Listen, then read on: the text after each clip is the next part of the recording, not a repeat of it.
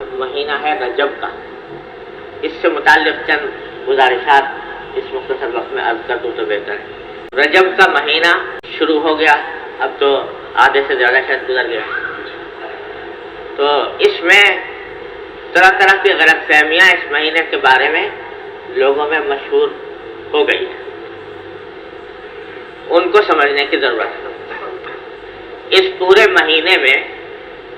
جو بات حضور نبی کریم سرور دو عالم صلی اللہ علیہ وسلم سے صحیح سند کے ساتھ ثابت ہے وہ یہ ہے کہ جب آپ رجب کا چاند دیکھتے تھے تو چاند دیکھ کر یہ دعا فرمایا کرتے تھے کہ اللہم بارک لنا فی رجب و شعبان وبلغنا رمضان، کہ اللہ ہمارے لیے رجب کے مہینے میں بھی برکت عطا فرمائیے اور شعبان کے مہینے میں بھی برکت عطا فرمائیے، اور اے اللہ ہمیں رمضان تک پہنچا دیجیے، یعنی ہماری عمر اتنی کر دیجیے کہ ہم اپنی زندگی میں رمضان تک پہنچ جائیں، رمضان کو پالیں۔ وہ پہلے سے اشتیاق کا اظہار ہوتا تھا رمضان مبارک کی آمد کے سلسلے میں۔ تو یہ بات حضور اقدس صلی اللہ علیہ وسلم سے صحیح سند کے ساتھ ثابت ہے کہ رجب کے مہینے میں آپ یہ دعا فرمایا کرتے تھے۔ شروع میں نہ کیو تو اب کر لے آدمی کہ اللہ تعالیٰ ہمیں رجب اور شعبان میں برکت بھی عطا فرمائے اور رمضان تک اپنی رحمت سے پہنچا بھی دے، تاکہ اپنی زندگی میں رمضان کی برکتوں سے مستفید ہو سکے۔ یہ بات تو ہے ثابت۔ باقی اور جتنی چیزیں عام طور سے لوگوں میں مشہور ہو گئی ہیں ان کی شریعت میں کوئی اصل نہیں، کوئی بنیاد نہیں۔ مثلا ایک مشہور ہو گئی 27ویں تاریخ رجب کی، یہ مشہور ہو گیا کہ یہ شب معراج ہے، اور اس شب معراج کو بھی اسی طرح منانا چاہیے، اسی طرح گزارنا چاہیے جیسے کہ شب قدر کو گزارا جاتا ہے، اور جو فضیلت شب قدر کی ہے کم و بیش ویسی ہی فضیلت شب معراج کی بھی سمجھی جاتی ہے، بلکہ ایک جگہ تو میں نے یہاں تک لکھا ہوا دیکھا کہ شب معراج کی فضیلت جو ہے شب قدر سے بھی آگے ہے، اس سے بھی زیادہ ہے، یہاں تک کہا گیا۔ اور پھر اس رات میں نمازوں کے بھی خاص خاص طریقے لوگوں نے مشہور کر دیے کہ اس رات میں نماز پڑھی جائے اور اس میں اتنی رکعتیں پڑھی جائیں، فلاں رکعت میں فلاں سورت پڑھی جائے، فلاں رکعت میں فلاں سورت پڑھی جائے، تو خدا نے کیا کیا تفصیلات اس کی لوگوں میں مشہور ہو گئی۔ تو یہ خوب سمجھ لیجیے کہ یہ سب بے اصل باتیں ہیں، ان کی کوئی اصل نہیں، کوئی بنیاد نہیں۔ سب سے پہلی بات تو یہ کہ 27 رجب کے بارے میں یقینی طور سے نہیں کہا جا سکتا کہ یہ وہی رات ہے جس میں حضور نبی کریم صلی اللہ علیہ وسلم معراج پر تشریف لے گئے تھے، کیونکہ روایتیں اس باب میں مختلف ہیں۔ بعض روایتوں سے معلوم ہوتا ہے کہ ربیع الاول میں تشریف لے گئے تھے، بعض روایتوں میں معلوم ہوتا ہے کہ رجب تھا، بعض میں کوئی اور مہینہ بیان کیا گیا ہے، تو روایتیں مختلف ہیں۔ یقین کے ساتھ نہیں کہا جا سکتا کہ کون سی رات صحیح معنی میں معراج کی رات تھی جس میں حضرت صلی اللہ علیہ وسلم معراج کے لیے تشریف لے گئے۔ اور اسی سے خود اندازہ کر لیجیے کہ اگر شب معراج کوئی ایسی رات ہوتی جیسے شب قدر ہوتی ہے اور اس میں کوئی خاص احکام ہوتے جیسے شب قدر کے اندر ہوتے ہیں تو اس کو محفوظ رکھنے کا اہتمام کیا جاتا کہ فلاں مہینے میں ہوتی ہے، فلاں تاریخ میں ہوتی ہے، لیکن اس کا اہتمام موجود نہیں ہے، تو لہذا یقینی طور سے شب معراج قرار دینا مشکل ہے۔ اور اگر بالفرض یہ تسلیم کر لیا جائے واقعتاً کہ حضور نبی کریم صلی اللہ علیہ وسلم 27ویں شب ہی میں تشریف لے گئے تھے معراج کے لیے، تو بے شک وہ رات جس میں یہ عظیم الشان واقعہ پیش آیا، اللہ تبارک و تعالیٰ نے نبی کریم صلی اللہ علیہ وسلم کو یہ مقام عطا فرمایا، اپنی بارگاہ میں حاضری کا شرف بخشا، ہم کلامی کا شرف بخشا، اور امت کے لیے نمازوں کا تحفہ بھیجا۔ یہ عظیم الشان واقعہ جس رات میں پیش آیا وہ رات بڑی عظیم الشان تھی، اس میں کیا شبہ ہو سکتا ہے کسی مسلمان، لیکن اس معراج کی رات یہ سن 5 نبوی میں ہوئی، یعنی حضرت صلی اللہ علیہ وسلم کی بعثت کے 5ویں سال، جب آپ نبی جس سال بنے اس سے 5 سال کے بعد یہ شب معراج پیش آئی. تو جس کے معنی یہ ہوئے کہ اس کے بعد حضرت صلی اللہ علیہ وسلم 15 سال 15 نہیں بلکہ 18 سال اس کے بعد آپ دنیا میں تشریف فرما رہے ہیں. ان 18 سال میں کہیں ثابت نہیں کہ حضرت صلی اللہ علیہ وسلم نے اس شب معراج کو کے بارے میں کوئی خاص حکم دیا ہو، اس کو منانے کا اہتمام فرمایا ہو، یا اس کے بارے میں یہ فرمایا ہو کہ اس کے اندر جاگنا زیادہ باعث اجر و ثواب ہے، شب قدر کی طرح کی فضیلت رکھتا ہے. ایسا کوئی ارشاد نبی کریم صلی اللہ علیہ وسلم سے نہ ثابت ہے، نہ آپ کے زمانے میں اس کے جاگنے کا اہتمام ثابت ہے. نہ حضرت صلی اللہ علیہ وسلم خود جاگے، نہ صحابہ کرام کو تاکید کی، نہ صحابہ کرام نے اس کا اہتمام فرمایا. پھر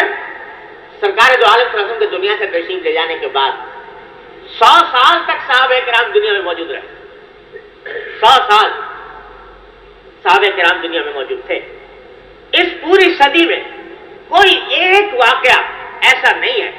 کہ جس میں صحابہ کرام نے اس 27ویں رجب کو خاص اہتمام کر کے منایا. تو جو چیز حضور اقدس صلی اللہ علیہ وسلم نے نہیں کی اور جو نبی کریم صلی اللہ علیہ وسلم کے صحابہ کرام نے نہیں کی، اس کو دین کا حصہ قرار دینا اور اس کو سنت قرار دینا یا اس کے ساتھ سنت جیسا معاملہ کرنا، اسی کا نام بدعت. تو کوئی آدمی یہ کہے کہ صاحب میں حضور سے زیادہ معاذ اللہ جانتا ہوں کہ کون سی رات زیادہ فضیلت کی ہوتی ہے، یا کوئی شخص یہ کہے کہ صحابہ کرام سے زیادہ مجھے ذوق ہے عبادت کا، لہذا صحابہ کرام سے نے اگر نہیں کیا تو میں کروں گا، تو اس کے برابر احمق کوئی. ہمارے حضرت والد صاحب صلی اللہ علیہ وسلم سنایا کرتے تھے کہ اردو میں ایک مثل ہے، کہاوت، اب تو لوگ اس کے معنی بھی نہیں سمجھیں گے، ہندوستان کے اندر مشہور تھی کہ بنیے سے سیانہ سو باولا، بنیے سے سیانہ سو باولا، یعنی جو شخص یہ کہے کہ میں بنیے سے زیادہ ہوشیار ہوں تجارت میں، اس سے زیادہ میں تجارت کے گر جانتا ہوں، تو حقیقت میں وہ باولا ہے یعنی پاگل ہے. کہ اس واسطے کہ ان سے زیادہ بنیے سے زیادہ گر جاننے والا تجارت کے اور کوئی نہیں. یہ تو ایک عام ضرب المثل کی بات تھی، لیکن جہاں تک دین کا تعلق ہے تو حقیقت یہ ہے کہ حضرات صحابہ کرام اور تابعین اور تبع تابعین یہ ہیں دین کو جاننے والے، دین کو سمجھنے والے، اس پر عمل کرنے والے. کوئی شخص یہ کہے کہ ان سے زیادہ میں جانتا ہوں یا ان سے زیادہ ذوق رکھتا ہوں، ان سے زیادہ عبادت گزار ہوں، تو وہ در حقیقت پاگل ہے، وہ حقیقت میں دین کی فہم نہیں رکھتا. لہذا اس دن کے اندر یہ سب کرنا، کوئی خاص اہتمام کرنا، یوں ہر رات میں جتنی اللہ تعالیٰ نے توفیق دے عبادت کرنے کی وہ بہتر ہی بہتر ہے. آج کی رات میں جاگ لو، کل کو جاگ لو، پرسوں کو جاگ لو، اسی طرح 27 کو جاگ لو، تو دونوں میں کوئی فرق نہیں، کوئی نمایاں امتیاز نہیں. اسی طرح 27 رجب کا روزہ، بعض جگہوں پر رواج ہے کہ 27ویں تاریخ کو روزہ رکھنے کو فضیلت والا روزہ سمجھتے ہیں، جیسے عاشورہ کا روزہ ہے مثلا یا عرفے کا روزہ ہے، تو اس طرح کی فضیلت کے قائل ہوتے ہیں 27ویں رجب. لیکن اس میں بھی ایک دو ضعیف روایتیں ہیں، لیکن حقیقت کوئی صحیح سند سے کوئی روایت ثابت نہیں، بلکہ یہ ثابت ہے کہ حضرت فاروق اعظم رضی اللہ تعالیٰ عنہ کے زمانے میں بعض لوگ روزہ رکھنے لگے 27 رجب کو. تو حضرت فاروق اعظم کو پتہ لگا کہ 27 رجب کا اہتمام کر کے لوگ جو ہے روزہ رکھ رہے ہیں، تو ان کیا تو دین کے سے ذرا بال برابر ادھر ادھر ہونا ممکن نہیں تھا. وہ فوراً نکل کھڑے ہوئے گھر سے اور ایک ایک شخص کو جا کر زبردستی کہا کہ میرے سامنے کھانا کھاؤ، میرے سامنے کھانا کھا کر اس بات کا ثبوت ہو کہ تمہارا روزہ نہیں. اہتمام کر کے باقاعدہ لوگوں کو کھانا کھلایا تاکہ یہ خیال پیدا نہ ہو کہ آج کا روزہ کوئی زیادہ فضیلت والا ہے، جیسے اور دن کے روزے ہیں ایسے دن کا بھی ہے، کوئی فرق نہیں.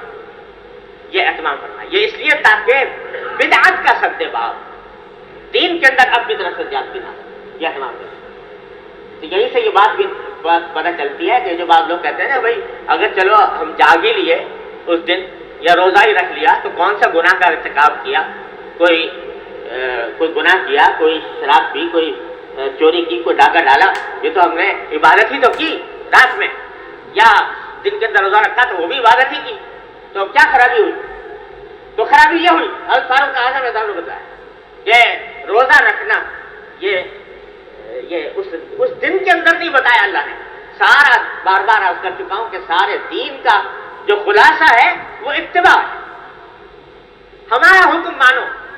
نہ روزہ رکھنے میں کچھ رکھا ہے، نہ افطار کرنے میں کچھ رکھا ہے، نہ نماز پڑھنے میں رکھا ہے، نہ نماز نہ پڑھنے میں رکھا ہے۔ جب ہم کہیں کہ پڑھو تو پڑھو، جب ہم کہیں کہ رک جاؤ تو رک جاؤ، جب ہم کہیں کہ روزہ رکھو تو رکھو، جب ہم کہیں کہ نہ رکھو اس وقت رک جاؤ۔ اس وقت روزہ رکھو گے تو وہ دین کے خلاف ہے، سارا کھیل اتباع ہے دین کا۔ یہ اگر اللہ یاقی کو دل میں اتار دے ساری بدعتوں کی جڑ کٹ جاتی تو اتباع۔ اب اگر کوئی شخص اس کو زیادہ اہتمام کرے اس کا، تو وہ دین میں اپنی طرف سے زیادتی کر رہا ہے، دین کو اپنی طرف سے گھڑ رہا ہے، اس واسطے وہ رکھنا چاہے، اس نقطۂ نظر سے رکھنا چاہے۔ ہاں کوئی آدمی ویسے ہی عام دنوں کی طرح رکھنا چاہتا ہے رکھ لے، لیکن اس کی کچھ زیادہ فضیلت سمجھ کر، اس کو سنت سمجھ کر، اس کو زیادہ مستحب سمجھ کر، زیادہ اجر و ثواب کا موجب سمجھ کر ان دنوں میں روزہ رکھنا یا اس کو رات کو جاگنے کا اہتمام کرنا، یہ درست نہیں، بدعت ہے۔ اسی طرح اس کا تو پھر بھی ایک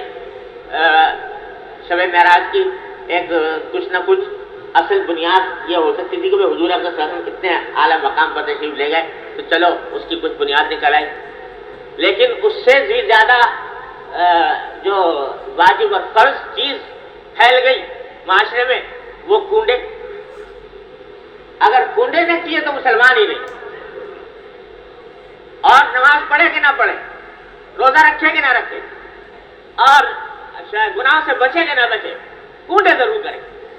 اگر کنڈے نہ کیے تو مسلمان ہی نہیں، اور اگر کوئی نہ کرے تو کوئی کہے کہ نہ کرو تو اس کے اوپر لعنت ہے، ملامت ہے، خدا جانے کیا کیا ہے، اور خدا جانے کہاں سے نکلے یہ کنڈے، اور کیا اس کی تو پھر بھی کوئی حضور اقدس صلی اللہ علیہ وسلم کے معراج کا ایک واقعہ نکل آیا تھا، لیکن یہاں تو اس کی کوئی اصل کوئی بنیاد قرآن میں، حدیث میں، صحابہ کے ہاں، تابعین کے ہاں، تبع تابعین کے ہاں، بزرگان دین کے ہاں کہیں کچھ نہیں۔ اور اتنا لازمی ہو گیا کہ سارے گھر میں اور کوئی کام کیا جائے نہ کیا جائے دین کا، مگر یہ کنڈے ہو جائے۔ وجہ اس کی یہ ہے کہ اس میں ذرا مزہ آتا ہے، یہ قوم جو ہے یہ مزے کی خوب ہے کہ اس میں کوئی میلا ٹھیلا ہونا چاہیے، اس میں کوئی ذرا حظ نفس کا سامان ہونا چاہیے، اور پوریاں پک رہی ہیں اور خدا نے حلوہ پک رہا ہے، اور وہ ادھر سے ادھر جا رہی ہیں، ادھر سے ادھر آ رہی ہیں، اور سینیاں آ رہی ہیں، سینیاں جا رہی ہیں، اور یہ میلہ ہوا ہو رہا ہے، تو یہ جو ہے یہ چونکہ بڑا مزے کا کام ہے، اس واسطے شیطان نے اس کی طرف ڈال دیا۔ تو بھائی نماز پڑھو کہ نہ پڑھو وہ اتنا ضروری نہیں ہے،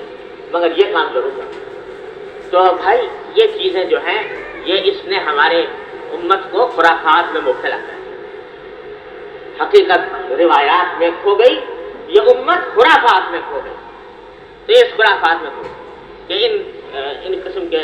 چیزوں کو لازمی سمجھ دیا گیا اور حقیقی چیزیں کو پل ڈال دی گئی۔ تو اس کو بھی اس کا رفتہ رفتہ اپنے بھائیوں کو سمجھانے کی ضرورت ہے۔ بہت سے لوگ ناواقفیت کی وجہ سے کرتے ہیں، عناد نہیں ہوتا،